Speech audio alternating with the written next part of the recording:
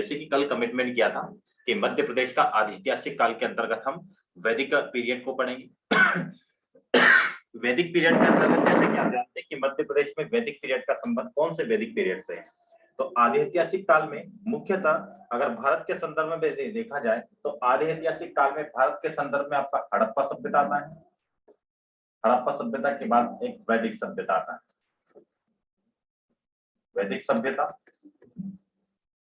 और हड़प्पा सभ्यता। लेकिन मध्य प्रदेश के संदर्भ में हड़प्पा स्थल एक भी मध्य प्रदेश में प्राप्त नहीं होता है। इसका मतलब हड़प्पा सभ्यता का कोई भी संबंध मध्य प्रदेश के आदि ऐतिहासिक काल से नहीं है। लेकिन यहाँ पर देखा जाए कि वैदिक सभ्यता,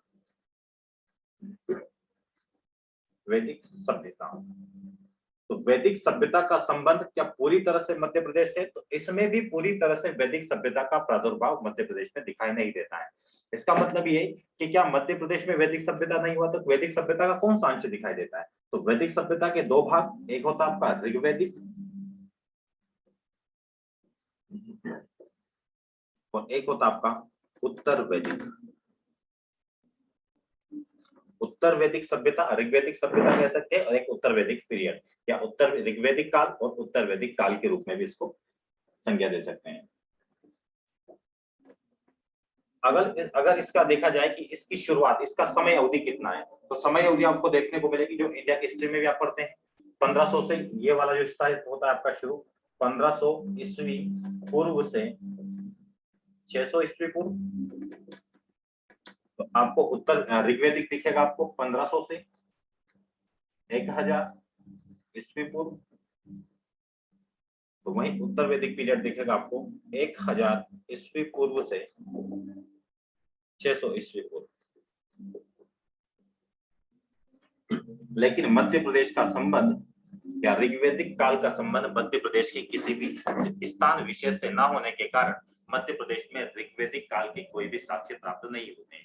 इसका मतलब हमें हड़प्पा सभ्यता भी नहीं पढ़ना है और साथ में ऋग्वैदिक काल भी नहीं पढ़ना है। लेकिन ऋग्वैदिक काल के जानने से पहले हम वैदिक सभ्यता की कुछ तथ्यात्मक बातें जान लेते हैं। वैसे आप इंडियन हिस्ट्री में देखे होंगे, लेकिन यहाँ तो हम एक बिंदुवार रूप से प्रीलिम्स के फैक्ट के रूप में देखेंगे कि आखिर प्रमुख विशेषता ऋग्वैदिक काल को यहाँ निकल कर आती है। जैसे कि यहाँ पर वैदिक शब्द लिखा हुआ है, तो वैदिक शब्द की उत्पत्ति का कारण क्या है, या वैदिक शब्द की उत्पत्ति किस शब्द से हुई है। तो इस वैदिक शब्द की उत्पत्ति आप देखेंगे, इस वैदिक शब्द की उत्पत्ति वैद शब्द से हुई है। किस शब्द से? वैद शब्द से, जिसका अर्थ क्या होता है? ज्ञान। और समय की डाल लेता हूं, वैदिक शब्द की उत्पत्ति वेद से हुई है और इस वेद का अर्थ क्या होता है? वेद का अर्थ ज्ञान होता है। तो वेद का अर्थ ज्ञान होता है और इस ज्ञान को यहाँ पे लिखूंगा मैं,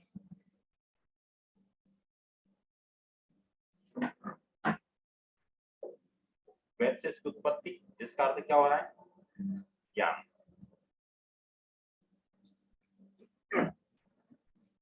तो वेद की उत्पत्ति ज्ञान से हो रही है। फिर वैदिक सभ्यता में वैदिक संस्कृति का जनक किसे माना जाता है, या वैदिक संस्कृति के निर्माता कौन रहे? तो वैदिक संस्कृति के अगर निर्माता की बात की जाए तो वैदिक संस्कृति के निर्माता रहे आपके आर्य लोग।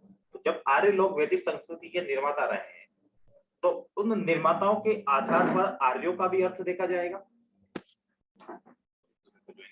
फिर आगे बात करते हैं। तो आर्यों का अर्थ क्या होता है? तो यहाँ पे आर्यों का अर्थ जानने के लिए, या फिर आर्यों का अर्थ सीधा सा कहें कि जो उच्च वर्ग के लोग होते हैं, जिसे हम कहते हैं श्रेष्ठ लोग, कुलीन लोग, अभिजात वर्ग के या उत्तम वर्ग के लोग। ठीक है, एक बार फिर से पूरी तरह देख लीजिएगा।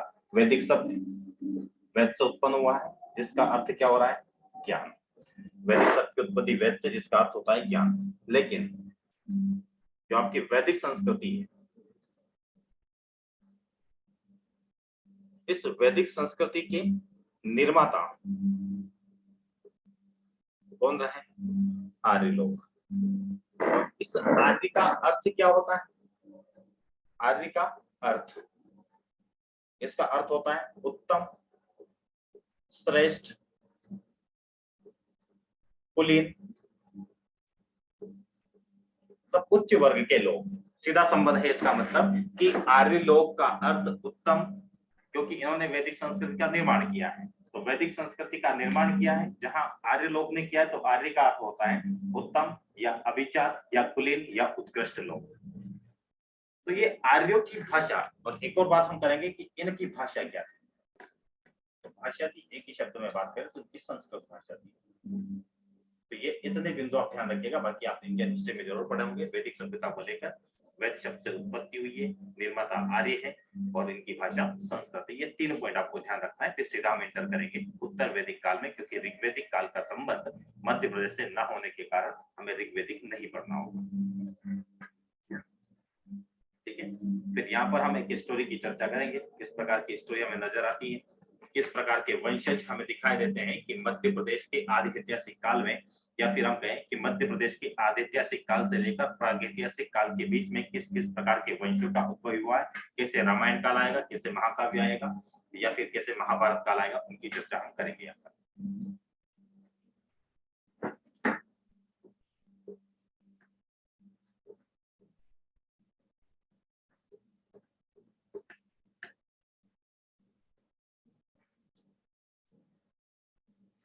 यहाँ पे थोड़ा सा आपको स्टोरी बताते हैं। जो अनुश्रुतियों में या पौराणिक कथाओं में हम कौन सा युग पढ़ रहे हैं, पहले लिख ही देते हैं यहाँ पर उत्तर वैदिक।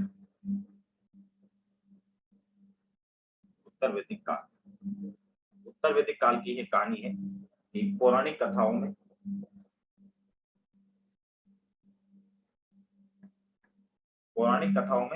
एक मनु का, अंतिम मनु का उल्लेख मिलता है, जिसे क्या कहा जाता है, वैवस्य मनु। अंतिम मनु था, जिसका नाम क्या था, वैवस्य। ठीक है, अंतिम मनु था आपका वैवस्वत भी कहा, वैवस्वत, सॉरी वैवस्य नहीं, वैवस्वत। ये अंतिम मनु हुआ करता था। इन मनु के पुत्र थे कितने, 10 पुत्र। इन 10 पुत्रों में से एक पुत्र का नाम था, जिसका नाम था कारुष्यक। कारुष्यक एक पुत्र कौन था 10 पुत्रों में से, वैवस्त मनु का एक कारुष्यक पुत्र था। इसने क्या किया, कारुष्य वंश की स्थापना की। कारुष्य वंश की स्थापना की। तो कहां पर की, ये आ जाएगा आपका कौन से क्षेत्र में, बघेलखंड वाले क्षेत्र में। क्लियर है, बघेलखंड वाले क्षेत्र में उन्होंने कारुष्य वंश की स्थापना कर दी। क्लियर है, देखिएगा इन भाई साहब की पुत्री भी थी, पुत्री वैवस्य मनु की एक पुत्री थी, जिसका नाम क्या था, इला। क्या नाम था, वैवस्य मनु की पुत्री का नाम इला था। इसका विवाह किससे किया था, सोम से। ये विवाह हुआ तो मैरिज कर लिया। वैवस्य की मतलब इसका दामाद कौन बन गया, सोम। वैवस्य मनु का दामाद हो गया सोम। तो वैवस्य की पुत्री इला का विवाह सोम से किया, और सोम ने चंद वंश की स्थापना की। कौन से, चंड वंश की। तो मैं ब्रैकेट बनाता जाऊंगा, ब्रैकेट में रखूंगा जो वंश की स्थापना करेगा। ठीक है, अब क्या कहा यहाँ पर, इतनी बातें अच्छे से देख लीजिएगा। वैवस्य मनु था, 10 पुत्रों में से एक पुत्र उसका कारुष्यक था। कारुष्यक ने बघेलखंड में कारुष्य वंश की स्थापना की। तो वहीं उसकी पुत्री इला का विवाह सोम से किया, जिसने चंड वंश की स्थापना की। अब इस इला और सोम दोनों से एक पुत्र प्राप्त होगा।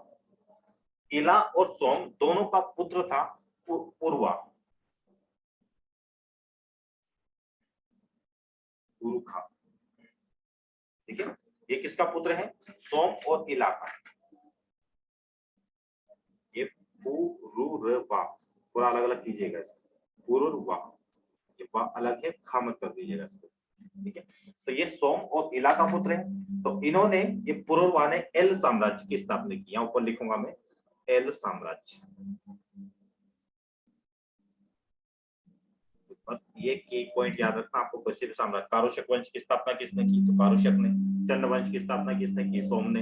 एल साम्राज्य की स्थापना किसने की, पुरुरवा ने। तो ऐसे की पॉइंट आपको ध्यान रखना है, वही आपको यहाँ पे चार्ट के माध्यम से मैं बताने का प्रयास करता हूँ। और ये इला साम्राज्य कहां पर है, ये बुंदेलखंड वाले क्षेत्र में। इला साम्राज्य की अगर बात की जाए तो ये कौन से क्षेत्र में आपका, बुंदेलखंड। ये बुंदेलखंड वाला क्षेत्र है इला साम्राज्य। यहाँ तक हो गया आपका, इतना चार्ट बनाएगा, इसका आगे और चार्ट बनाएंगे, इतना बना लीजिएगा आप। और समझ में नहीं आया तो पूछ लीजिएगा। बस व्यवस्थ के पुत्र और पुत्री के बारे में चर्चा की और 3 वंश की हमने चर्चा की, कारुष वंश, चंडवंश और एल साम्राज्य।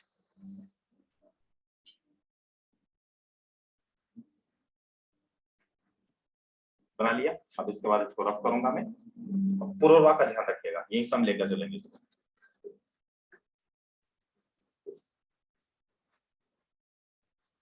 अब सोम और इला का पुत्र था ये, यहाँ पर हम सोम लिखते हैं। दोनों का विवाह हुआ था, इला इला का, दोनों का आपस में विवाह हुआ। विवाह से एक पुत्र आया, कौन सा था नाम उसका? पुरुरवा। ठीक है, ये पुरुरवा के वंशज जो थे, पुरुरवा के वंशज का संबंध ययाति से था। ययाति, इस मतलब पुरुरवा वंशज का एक व्यक्ति था ययाति, जिस वंशज का ये है उसी वंशज का एक व्यक्ति था ययाति। ठीक है, इस ययाति ने क्या किया? ययाति का पुत्र था एक यदु, इसका पुत्र यदु, और इस भाई साहब ने ही यादव वंश की स्थापना की। यादव वंश, बस आपको ये वंश की स्थापना किसकी, किसने की, उसकी स्टोरी बता रहे थे। तो पुरुरवा वंशज का एक व्यक्ति था ययाति, ययाति का पुत्र था यदु, यदु ने यादव वंश की स्थापना की। और इस वंश की स्थापना किस क्षेत्र में की? यह भी आपका बुंदेलखंड। बुंदेलखंड वाले क्षेत्र में यदु के द्वारा यादव वंश की स्थापना की। क्लियर हुआ? अब इस यदु के 2 पुत्र थे। किसके? थोड़ा कहानी पेचीदा है, लेकिन आप इस ऐसे चार्ट के माध्यम से करेंगे तो हमेशा याद रहेगा। किसके पुत्र की बात की जा रही है? यदु की। यदु के 2 पुत्र थे, एक कौष्टिक, कौष्टिक, ये भी ट है, दोनों ट है ये, ठीक है, कौष्टिक। ठीक है, एक पुत्र तो यह था, दूसरा पुत्र था सहस्त्रजीत।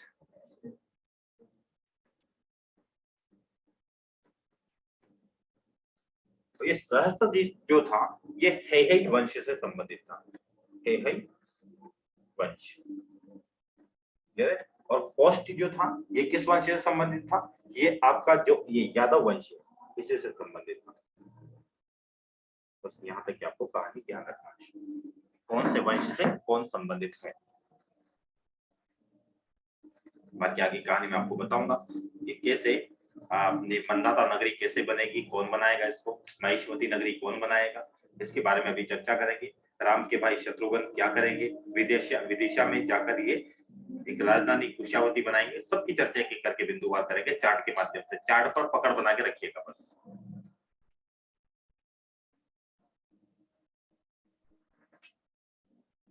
ठीक है, चलिए यहां तक। चलिए अब चर्चा करते हैं आगे की कहानी की।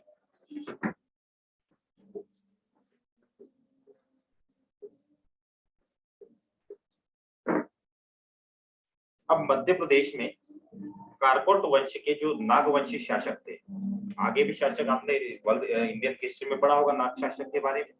तो यहाँ पर बात की जाएगी कि दक्षिण मध्य प्रदेश में बात की जाए या फिर दक्षिण मध्य प्रदेश का जो अनूपपुर वाला दक्षिण पूर्वी वाला क्षेत्र देखेंगे तो अनूपपुर वाले क्षेत्र में नागवंशी शासकों का शासन था।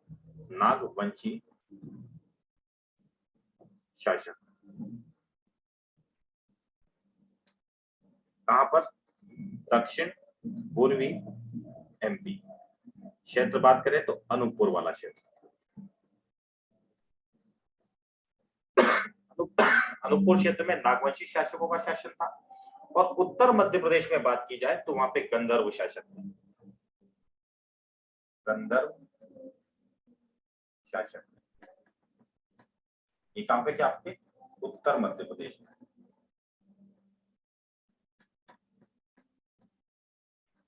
ठीक है, अब नागवंशी शासक ये दोनों शासन कर रहे थे। एक समय ऐसा आया दोनों के मध्य क्या छिड़ गया? संघर्ष। तो दोनों एक साथ रहेंगे तो लड़ेंगे तो सही। तो दोनों के मध्य संघर्ष से प्रारंभ हुआ, और जब संघर्ष से प्रारंभ हुआ तो इक्ष्वाकु वंश, जो अयोध्या में इक्ष्वाकु वंश हुआ करता था, कहां पर? अयोध्या। अयोध्या में एक वंश था, कौन सा? इक्ष्वाकु।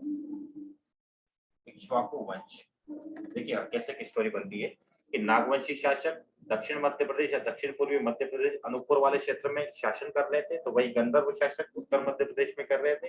दोनों के मध्य जब संघर्ष हुआ तो संघर्ष होने की स्थिति में नागवंशी शासक था आपका पुरुषुक्त, क्या नाम था, सॉरी पुरुषुक्त नागवंशी शासक नहीं था आपका। ये जो अयोध्या का इक्ष्वाकु वंश था, इसका यहाँ का शासक हुआ करता था मंदाता।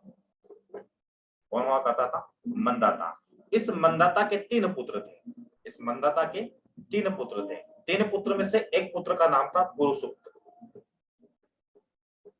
इस पुरुषुक्त को कहां भेजा, किसकी मदद के लिए, नागवंशी शासकों की मदद के लिए भेजा। ध्यान रखने का, दोनों के मध्य संघर्ष छिड़ेगा। अयोध्या के इक्ष्वाकु वंश का शासक था कौन, मंदाता।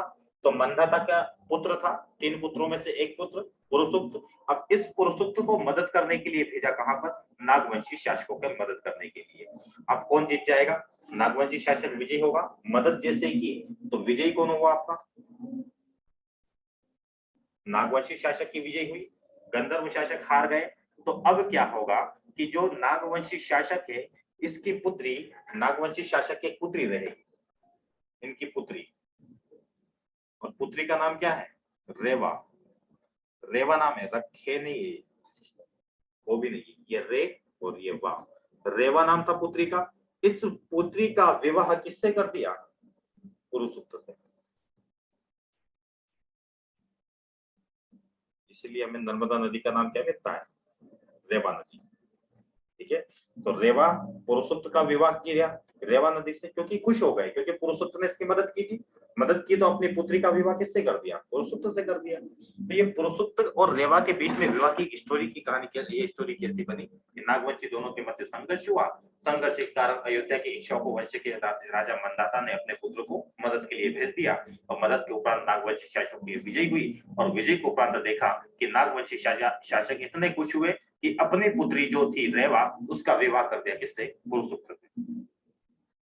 और इसी के नाम पर, रेवा के नाम पर, नर्मदा नदी का नाम रेवा नदी भी मिलता है। एमपी के हिस्ट्री में आपने पढ़ा ही होगा। ठीक है, अब आगे बात करते हैं। एक और पुत्र था मंदाता का। मंदाता का अगला पुत्र था जिसका नाम था मुचुकुंद। मुचुकुंद ये भी किसका पुत्र है, मंदाता के पुत्र है। ये 3 पुत्र थे, जिसमें से एक पुत्र की चर्चा कर ली। अगला पुत्र था इसका मुचुकुंद। इन मुचुकुंद ने क्या किया, नर्मदा नदी के किनारे पर ही, या फिर आप नर्मदा नदी के किनारे पे जब खंडवा में जाएंगे आप, तो खंडवा में मंदाता नगरी की स्थापना करेंगे। कौन, मुचुकुंद। तो मुचुकुंद ने नर्मदा नदी के तट पर, कहां पर, खंडवा में मंदाता नगरी, मंदाता नगरी की स्थापना। के लिए ध्यान रखना, स्थापना। तो मंदाता नगरी की स्थापना किसने की, मुचुकुंद। किसका पुत्र था, मंदाता का। कहां का शासक था, इक्ष्वाकु वंश का। इक्ष्वाकु वंश कहां पर थे, अयोध्या।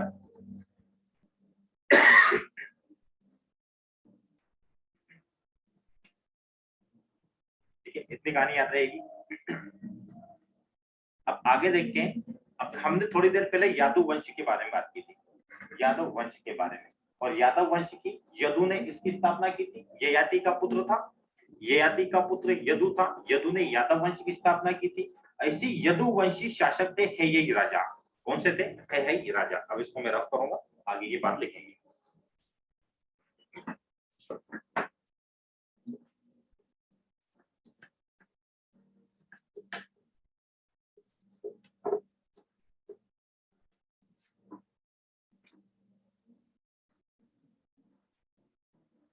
यदुवंश के हेयई राजा। इस हेयई राजा के द्वारा महिष एतम, हेयई राजा कौन था, मतलब हेयई तो वंश हो गया, ऐसा लिखेगा, हेयई वंश। इस हेयई वंश का जो राजा था, उस राजा का नाम था महिष एतम। ये वाला नाम पूरा, महिषेतम राजा था। इन महिषेतम राजा ने ही महिष्मति, या फिर आप कह सकते हैं महेश्वर, या तो महिष्मति या इसी को कहा जाता है महेश्वर, महिष्मति या महेश्वर की स्थापना की। महेश्वर कहां पर आपका, खंडवा या खरगोन, खरगोन। ठीक है। तो महेश्वर की स्थापना महिष्मति ने की, हेय वंश के राजा थे और हेय वंश ये रघुवंशी से जुड़ा हुआ था, तो इन्होंने किसकी स्थापना की? आपकी महेश्वर की। क्लियर है? इतना ध्यान रहेगा। महिष्मति के बारे में ये बातें जरूर ध्यान रखिएगा, ठीक है। ये जो महिषतम है किस वंश से संबंधित है वो वंश भी याद रखना आपको, हेय वंश से संबंधित है। अब आखिरी में लिखिएगा आप राजा अवंती के बारे में और चर्चा कर लेते हैं, फिर सीधा हम जनपद काल में प्रवेश कर जाएंगे। आखिरी बात और लिखेंगे, ये पूरा प्रे के लिए ही बता रहे हैं, पूरा प्रे के लिए काफी महत्वपूर्ण साबित हो सकता है।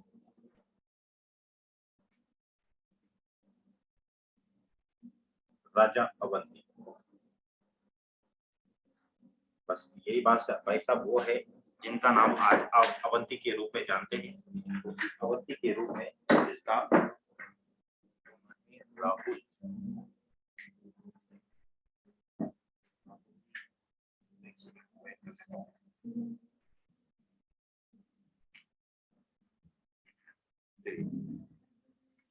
इनके बारे में लिखिएगा थोड़ा, राजा बसंती के बारे में, राजा अवंती सॉरी, राजा अवंती के बारे में लिखिएगा।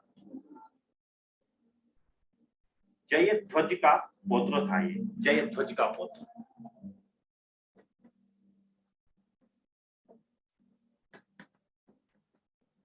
और ये जयध्वज कौन थे इसकी भी कहानी अगर जानना चाहे तो आपको कीर्तिवीर अर्जुन था, और कीर्तिवीर अर्जुन भी किसका था? अभी बात की जा रही थी महिषतम, महिषतम क्या का था? हेय वंश का, उसी का पुत्र कीर्तिवीर, कीर्तिवीर का पुत्र जयध्वज, जयध्वज का पुत्र हो जाएगा आपका राजा अवंती। कुछ नहीं है, उज्जैन का नाम जो अवंती पड़ा है इसी राजा ने किया था। अवंती का नाम सॉरी उज्जैन का नाम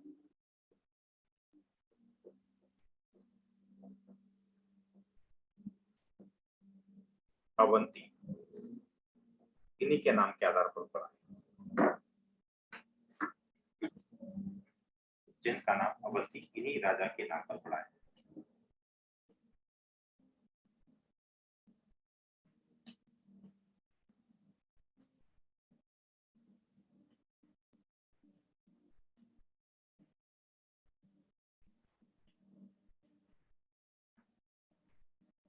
ठीक है, अब आगे बढ़ते हैं।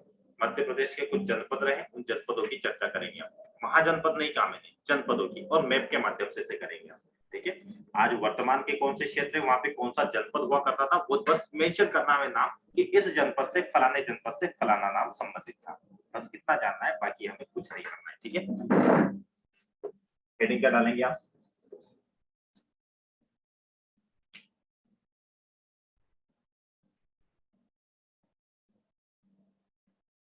जनपद। और मैं आज वर्तमान में जो मध्य प्रदेश है वो वाला डायग्राम बनाएंगे।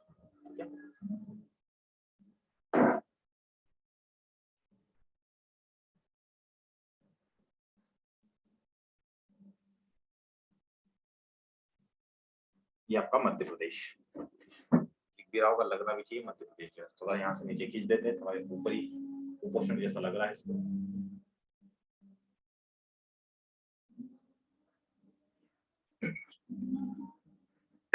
ये अपना मध्य प्रदेश है। अब इसमें पहले तो मेंशन कर लेते हैं कौन कौन से जिले, पहले जिले मेंशन कर लेते हैं वर्तमान, तब आपको याद रखना बहुत आसान हो जाएगा। सबसे पहले जबलपुर देखिए, ये वाला आपका जबलपुर वाला एरिया, तो जे लिखूंगा मैं से जबलपुर। जबलपुर के बाद आप देखेंगे तो यहाँ पर आपका ग्वालियर, ग्वालियर के नीचे शिवपुरी, ग्वालियर के जस्ट नीचे आ जाएंगे आपको शिवपुरी मिलेगा।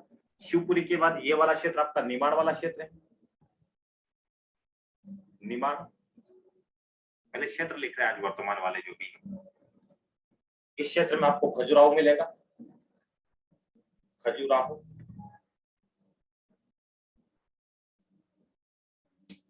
मालवा का पूर्वी भाग, ये वाला हिस्सा, मालवा का पूर्वी भाग,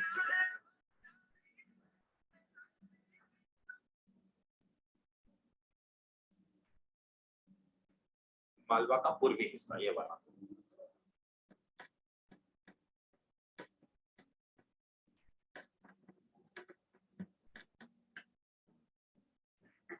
मालवा के पूर्वी हिस्से के बाद आप एक उज्जैन भी लिख दीजिएगा, यहाँ पर उज्जैन, यहाँ पे मैं नाम बताऊंगा आपको कौन कौन से जनपद हुआ करते थे यहाँ पर।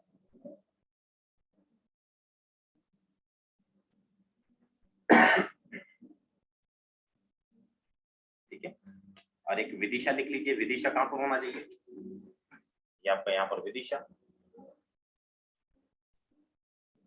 विदिशा हो जाएगा। विदिशा के बाद निमाड़ हो गया आपका। तो कितने क्षेत्र हैं? अब यहाँ पर हम नाम लिखेंगे।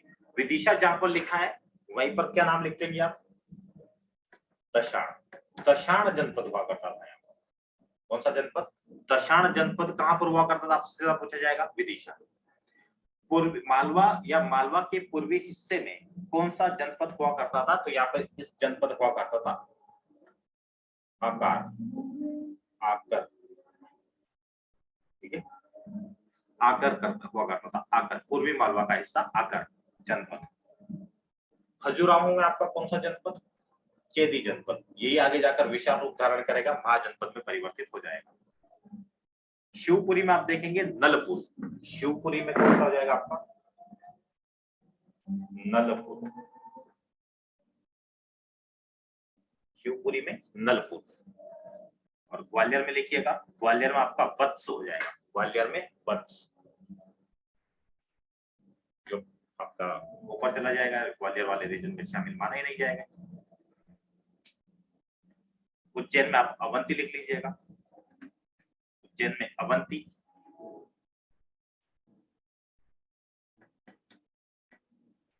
और निमाड़ में लिखिएगा, निमाड़ में अनूप। अनूप देश पूछा गया है ये एमपीपीएससी में। अनूप जनपद कहां पर था? अनूप जनपद, अनूप जनपद आपका ये था निमाड़ वाले क्षेत्र में। कौन सा बचा है आपका? जबलपुर वाला रीजन बचा है। तो त्रिपुरी या तेवर, त्रिपुरी जनपद है यहाँ पर। त्रिपुरी जनपद सभी हो गए लगभग। तो इतना आपको ध्यान रखना है कि मध्य प्रदेश में कितने जनपद हो गए? 1 2 3 4 5 6 7 8। एक और जनपद है, 9 जनपद हुआ करते थे। एक टुंडीकर जनपद, सॉरी टुंडीकर। यहाँ पे आपका दमोह मिलेगा और यहाँ पर दमोह में होगा आपका टुंडीकर, टुंडीकर जनपद। और टोटल जनपद कितने हैं मध्य प्रदेश में? 9। सर वो ऊपर जनपद लिखा है।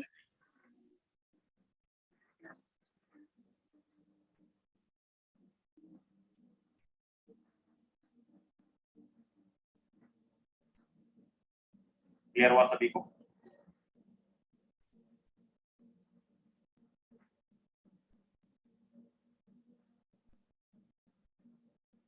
तो इसी जनपद का एंड होता है आपका, जनपद लिखा हुआ, ये जनपद है, जनपद, जनपद। तो जैसे जनपद हम पढ़कर फिनिश करते हैं तो आपका यहीं पर समाप्त हो जाता है। कौन सा? मध्य प्रदेश का आदि ऐतिहासिक काल। ठीक है, और यहीं से शुरू होता है आपका मध्य प्रदेश का ऐतिहासिक काल। ठीक है, इसी के बाद आपका मध्य प्रदेश का ऐतिहासिक काल शुरू होगा, जहां पर आपको जनपद पढ़ने होते हैं, महाजनपद पढ़ने होते हैं, जिसमें हम सिर्फ कौन से जनपद पढ़ेंगे? केवल 2 जनपद की पढ़ा जाएगा वहां पे, एक अवंती जनपद और दूसरा होगा आपका चेदी जनपद, जो कि हम कल वाली क्लास में देखेंगे। मध्य प्रदेश के ऐतिहासिक काल में चेदी जनपद देखेंगे, अवंती जनपद देखेंगे। उसी के बाद हम रामायण काल और महाभारत काल, ये 2 चीजें और देखेंगे, और उसी के साथ अपन मौर्य साम्राज्य में इंटर कर जाएंगे मध्य प्रदेश के लिए। ठीक है, तो आज की क्लास हम यहीं पर रोकेंगे, और ये यहाँ पर आपका मध्य प्रदेश का आदि ऐतिहासिक काल फिनिश होता है। इसी के बाद हम मध्य प्रदेश का ऐतिहासिक काल की शुरुआत करेंगे। ठीक है, तो आज के लिए इतना ही। आप सभी लोगों को शुक्रिया। Thank you sir.